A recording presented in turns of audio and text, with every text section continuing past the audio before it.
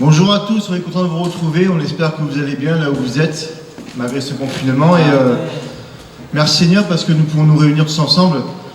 Et merci parce que c'est dans la joie, Seigneur, que nous pouvons louer ton nom. Et merci pour cette joie que tu mets dans nos cœurs. Et c'est ce que nous dit ce chant, j'entrerai dans ses parvis. Alléluia. J'entrerai dans ses parvis avec la joie. J'entrerai dans ses parvis avec louange. C'est la journée que le Seigneur a fait. Je loue son nom car il me rend heureux. Il me rend heureux. Il me rend heureux. Je loue son nom car il me rend heureux. Il me rend heureux. Il me rend heureux. Il me rend heureux. Je loue son nom car il me rend heureux. Allez, j'entrerai dans ses parvis avec la joie. Dans ses parvis avec louange, je dirai c'est la journée que le Seigneur a fait. Je loue son nom car il me rend heureux. Il me rend heureux. Il me rend heureux. Je loue son nom car il me rend heureux. Il me rend heureux. Il me rend heureux. Je loue son nom car il me rend heureux.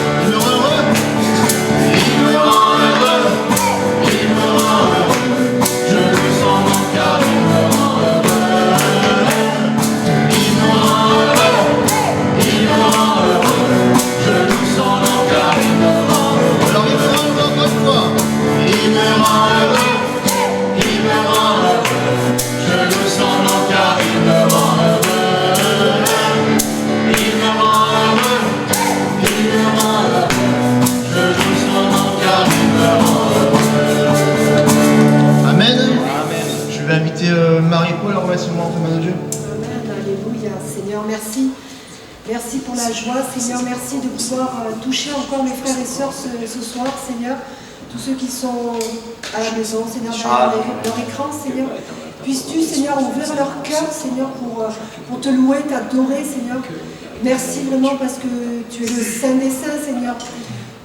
Vraiment, je te recommande, Seigneur, de les bénir, Père éternel, en ton nom, Seigneur. Merci pour chacun et chacune d'entre nous, Seigneur. Merci d'être là pour nous, Seigneur. Merci de toucher nos cœurs encore, Seigneur, et pouvoir vraiment nous réjouir tous ensemble, Seigneur, dans ta présence, Seigneur. Car tu es digne, Père éternel, d'être loué et adoré, Seigneur. Alors sois béni, Seigneur, et bénis vraiment chacun d'entre nous, Seigneur, tous ceux qui sont à la maison, Père éternel, au nom de Jésus. Amen. Amen. À jamais Dieu est fidèle, à jamais Dieu est grand, et c'est ce que nous dit ce chant. Et si tu as besoin d'être aidé par Dieu, si tu as besoin de son aide, ben Dieu lui est fidèle et il ne te lâche jamais la main. Amen. Offrons au Seigneur reconnaissance, son amour durera jamais. Car il est bon, il est au-dessus de tout, son amour durera jamais. Chantons, chantons, chantons, tous ensemble chantons, chantons, chantons. Et on va taper les mains à jamais. À jamais.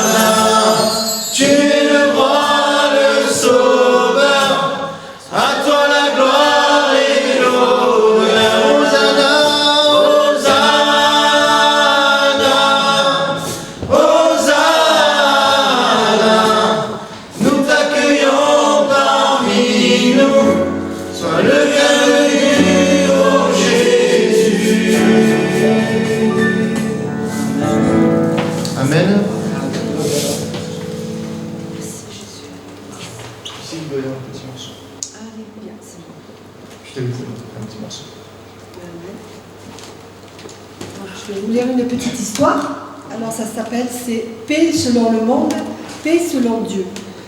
Dans une exposition de peinture, deux toiles attiraient d'autant plus les regards que placées l'une à côté de l'autre, et quoique portant le même titre, elles offraient un parfait contraste. Ce titre était « La paix ». L'une représentait un paysage tout empreint d'une calme majesté, un cercle de collines, des arbres, qu'aucun vent n'agitait, une petite rivière poursuivant son cours. L'autre était tout entière occupée par une chute d'eau, un véritable torrent bouillonnant et écumant. On pouvait apercevoir, roulés par les eaux, des pierres et des morceaux de bois arrachés aux rives, et cela s'appelait la paix. On pouvait penser à une erreur d'étiquetage, mais en regardant mieux, on apercevait tout en haut du tableau une branche surplombant de haut le torrent. Un oiseau y avait établi son nid. Le peintre l'avait représenté le bec ouvert, en train de chanter, et ne paraissant pas s'inquiéter des eaux roulant au-dessous de lui. Il avait confiance dans la solidité de la branche. Nous pensons que la première toile représentait la paix que connaît le monde quand tout va bien, et qu'aucune menace n'apparaît autour de nous. La seconde illustrait la paix que Dieu donne, celle qui subsiste par-dessus le tumulte des angoisses de cette terre. Qu'ainsi, tout homme pieux te prie en temps convenable. Si de grandes eaux débordent, elles ne t'atteindront nullement. Tu es un asile pour moi, tu me garantis de la détresse, tu m'entoures de chants de délivrance. C'est tiré du psaume 32. Amen. Gloire à Dieu. Dieu est notre sauveur, notre refuge, notre forteresse, notre rocher. Alléluia. Merci Jésus. Et si toi aussi tu as besoin de refuge, il a bien te réfugier en lui. Amen. On va prendre ce chant pour dire Jésus mon sauveur. Oh Jésus, mon sauveur, rien n'est comparable à toi. L'éternité, je veux chanter les merveilles de ton amour.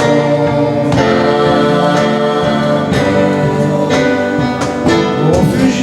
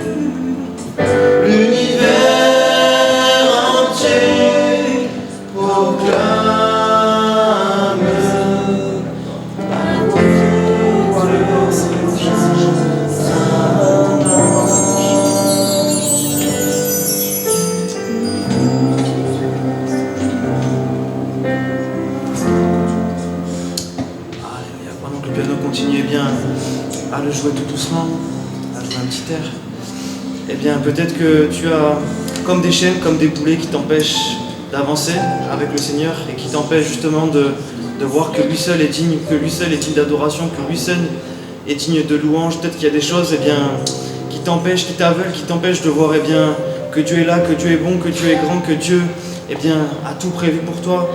Peut-être que tu es dans cette situation où il y a des choses qui ont pris le dessus par rapport à ta relation que tu avais peut-être autrefois avec Dieu. Mais simplement t'inviter à revenir auprès de lui, car auprès de lui nous avons accès à tellement de choses qui valent bien plus que ces choses terrestres.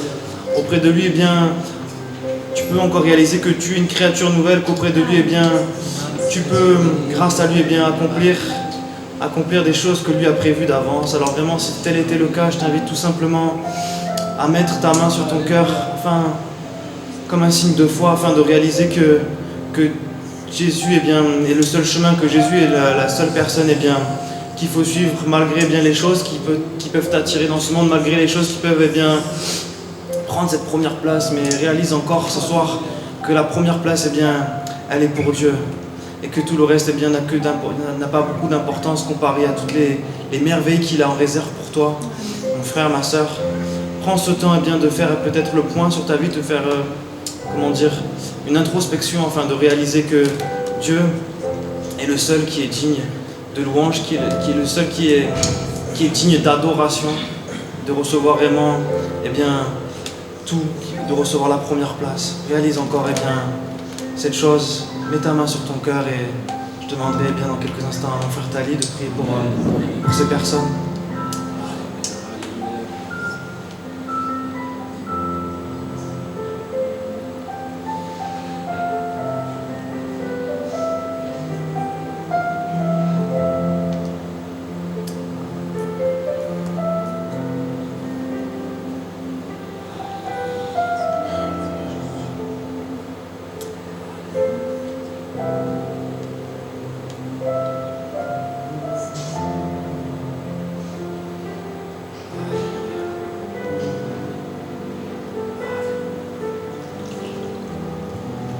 Prends ce temps de revenir auprès de ton Père.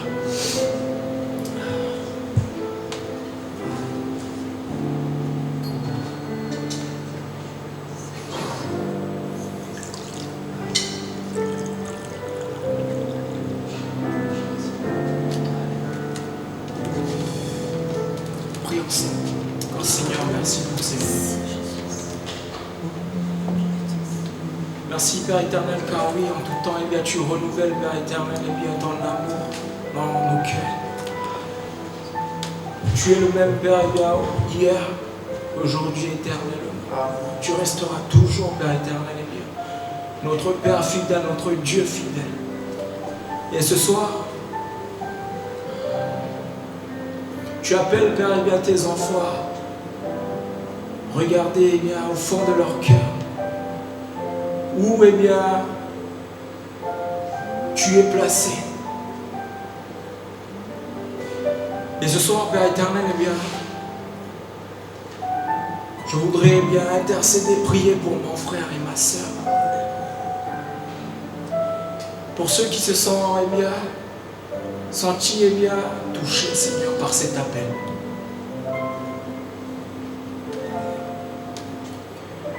Père éternel, je demande ton autorité dans leur vie, Seigneur. Vraiment, Père éternel, je déclare l'autorité du nom de Jésus dans leur vie. Que ton esprit, Père éternel, leur enseigne, atteste vraiment à leur esprit, que les éclaire aussi, Seigneur. Qu'il y a des choses qui ne sont pas, qui nuisent à leur croissance spirituelle, Seigneur, avec toi. Car oui, Père éternel, pour avancer avec toi, nous devons renoncer à nous-mêmes. Et ce soir, veut parler au cœur et tu voudrais leur dire qu'il y a encore trop de moi, il y a encore trop d'ego, il y a encore trop de jeu de moi. Alors que Jésus nous invite, eh bien, à porter notre croix et à le suivre. Père éternel, donne-leur tout ce dont ils ont besoin, la force, le courage, Père éternel. Que ton amour, Père éternel, eh bien, les remplit, Seigneur. Qu'ils retrouvent, Père éternel, eh bien, vie en toi, Seigneur. Oui, Père éternel, je déclare, Seigneur, eh bien, qu'ils sont victorieux, Seigneur, dessus, eh bien, par-dessus toutes ces choses qui peut-être, eh bien, les ont découragés, par-dessus les mensonges, Seigneur, de l'ennemi, Père, qui essaye, eh bien, de les accaparer, Seigneur, de la foi, du salut. Oui, Père éternel, puisses-tu encore, eh bien, les éclairer, leur donner tout ce dont, eh bien, leur cœur a besoin. Et que, Père éternel, qu'ils fassent, eh bien, le pas. Que tu, vraiment, Père éternel, que ta volonté soit faite dans chacune des vies, Seigneur.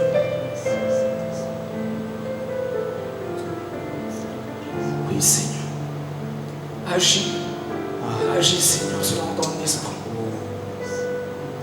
C'est dans le nom de Jésus que nous te prions, Père éternel, ce soir. Nous nous unissons, Père éternel, eh bien, pour te prier pour Père éternel, encore, Seigneur, prends ce temps pour toi. Gloire à toi, Jésus.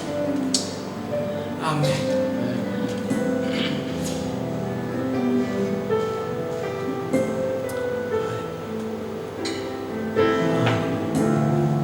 On peut le dire, oh, je t'adore, mais on va pas essayer de chanter bien comme d'habitude, mais on va essayer de chanter bien comme un chant de victoire.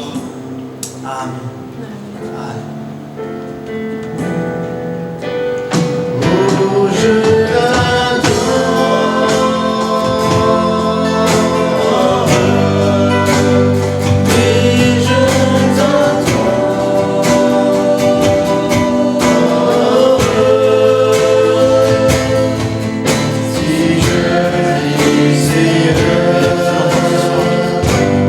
C'est pour ta gloire.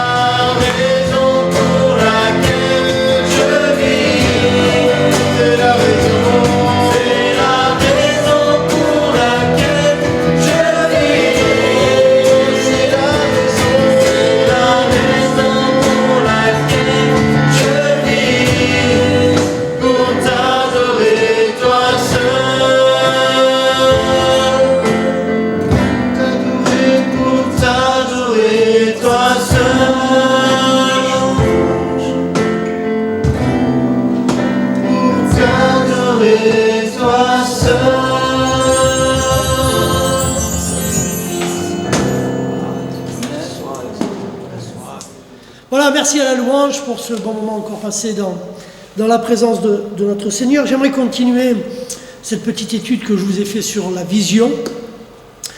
Je rappelle ce qu'est donc la vision, c'est cette action de voir ou de se représenter en esprit.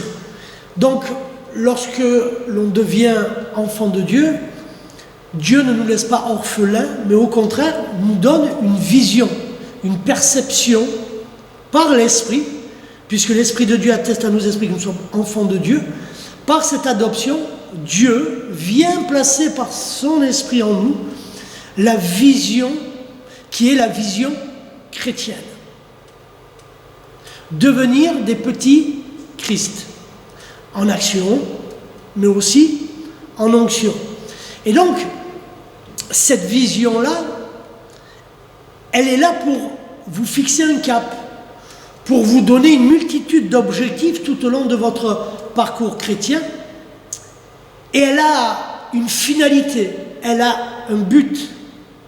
La vision que Dieu a placée dans nos esprits, que Dieu a placée dans nos cœurs, l'action de pouvoir se la représenter, c'est cette capacité à la faire nôtre. Trop de gens viennent dans l'église, dans la plupart des églises, sans finalement appréhender, mesurer, s'asseoir, prendre ce temps de savoir quelle est la vision chrétienne pour sa propre vie. Être capable de la visualiser, être capable de se la représenter, va permettre de fixer les bornes sur le chemin que nous allons devoir suivre. Qu'est-ce qui est vrai, de ce qui ne l'est pas. Savoir ce qui va nous permettre de pouvoir construire ou à l'inverse, détruire nos vies. Nous avons donc besoin de comprendre que la vision, elle a un but précis. Et le premier but de la vision, c'est de trouver notre nouvelle identité. Être chrétien, c'est avoir une identité, non pas faible, mais c'est une identité forte. Pourquoi ? Parce que nous devons devenir des petits Christ. La vision chrétienne nous amène à cela. C'est ce que Jean dira au chapitre 3 et au verset 30. Il faut que je diminue et il faut que lui grandisse. C'est le philosophe Nietzsche qui dira ceci. Il dira, l'homme qui trouve le pourquoi de sa vie supporte le n'importe quel comment. Et souvent nous nous posons une multitude de questions dans nos vies et si moi je m'étais retrouvé dans l'église des catacombes à ce temps où on mettait les gens dans les arènes et s'il fallait que je choisisse entre ma famille et mon Dieu, alors qu'est-ce qu'il y aurait réellement dans notre cœur? Mais le but de la vision, c'est de nous faire comprendre que puisque je suis mort à moi-même et que je renais à une vie en Christ, la conversion m'amène à avoir un nouveau cœur et un nouvel esprit. Non par ma propre force, mais selon la puissance que l'esprit va déposer en moi. Rappelez-vous ce que Dieu dira. Il dit à partir de ce moment-là, c'est moi qui vous donne le vouloir et le faire. C'est moi qui vais agir par la puissance que j'ai placée en chacun d'entre vous. La puissance de l'esprit.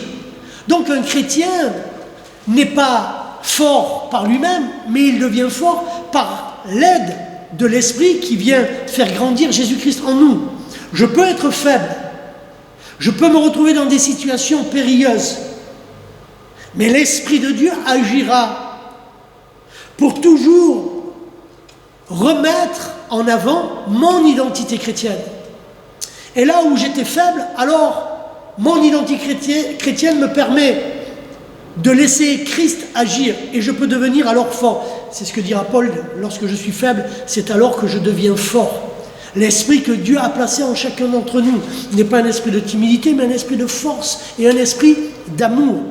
Notre identité en Christ, elle est forte. Et pourtant, combien je rencontre d'hommes et de femmes qui, malheureusement, ne savent pas quelle est leur identité. Et ne sachant pas quelle est leur identité, ils ne savent pas l'héritage qui s'attache à cette identité-là. Dieu sait qui il est, mais qui sommes-nous en Christ? Le savoir, mes amis, va nous permettre de pouvoir profiter pleinement de toutes les promesses que Dieu veut accorder à chacun d'entre vous. Il me fait réaliser, comme Paul et Silas dans la prison, que même roué de coups et enfermé, alors la prière peut être d'une puissance capitale. Non parce que c'est moi qui vais instaurer cela, mais parce que l'Esprit prend le relais. Et l'Esprit de Dieu a un but, toujours nous ramener dans le plan et dans la volonté de notre Seigneur. C'est pourquoi mon identité en Christ, elle est forcément forte. Je ne peux demeurer dans la faiblesse parce que dans ma faiblesse, alors l'Esprit de Dieu prendra toujours mon secours. Il viendra toujours m'assister et il me permettra toujours, alors que même si toutes les forces physiques me lâchaient, même si toutes mes forces affectives et psychologiques, j'en étais dépouillé, alors l'Esprit de Dieu viendra encore à mon secours. L'Esprit de Dieu est là pour nous secourir. L'Esprit de Dieu est celui qui vient façonner notre nouvelle identité chrétienne. Je suis enfant de Dieu, héritier des promesses, co-héritier avec Christ. Je suis aujourd'hui ambassadeur de ce royaume. Je suis un sacrificateur, souverain sacrificateur, qui a un accès libre. Ce qu'un homme avait dans l'Ancien Testament, possibilité d'accomplir une fois l'an. Alors nous avons tous les jours la capacité d'aller dans ce lieu très saint, d'aller dans le cœur du Père, aller nous ressourcer, aller nous confier, aller rechercher sa présence. Et mes amis, celui qui passe du temps dans la présence de Dieu, alors celui-ci renouvelle ses forces. Celui-ci commence à appréhender qui est son Père. Et souvent l'image de l'enfant se fait en rapport des parents, du père et de la mère. Dieu est tout en un. Donc si je sais que l'identité de mon père est forte, si je sais que l'identité de ma mère est forte, alors, comme nous dit la Bible, de qui craindrais-je quoi que ce soit? De personne, puisque mon identité est en Christ. Donc nous voyons que Dieu veut nous rappeler cela à travers la vision. Elle a un but, premier but, on verra les autres les prochaines fois, c'est vraiment de à chaque fois nous ramener dans cette identité. Qui suis-je pour Christ? Qui suis-je en Christ? Si Dieu m'a choisi, c'est qu'il y a bien un but. Et la vision est là pour réconforter cette vérité que nous avons une nouvelle identité. D'ailleurs, la Bible dit bien, lorsque nous monterons au ciel, il nous donnera un nom nouveau. Abraham est devenu Abraham, Sarai est devenue Sarah. Nous aurons un nom nouveau. Donc, mes amis, aller à la découverte de cette nouvelle identité sera pour vous une aventure riche, riche de sens, riche d'expérience, riche de connaissances, riche de la présence de Dieu, et ceux qui ont à cœur de voir Dieu en action dans leur vie, alors tout cela à la recherche de leur identité la trouveront. Mais je vous assure que lorsque vous trouvez votre identité en Christ, alors vous savez que vous avez un Père qui sera toujours là. Vous avez un Père qui a prévu et déterminé toute chose d'avance et qui te tient là, gravé dans les paumes de sa main. Alors ne crains plus, ne sois plus dans le doute, mais aie l'assurance que cette identité, tu dois la façonner, la faire grandir, tel est le travail à laquelle Dieu t'appelle. Il veut te toucher, il veut te bénir dans le merveilleux et puissant nom de son Fils Jésus-Christ. Amen. Que Dieu vous bénisse.